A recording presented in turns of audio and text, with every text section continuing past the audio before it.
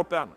Dar nu spun despre protocolul pe care l-a semnat acum președintele unic al Partidului Aur, George Simion, pentru că a avut un congres, înainte era copreședinte. George Simion a semnat un protocol de colaborare, dragii mei, cu un partid care are ca obiectiv declarat și care s-a înființat pentru scoaterea României din NATO și Uniunea Europeană. Partidul a fost înființat de către infractorul Daniel Dragomir, omul lui Sebastian Ghiță, după ce Sebastian Ghiță a înregistrat un eșec politic teribil cu Partidul România Unită.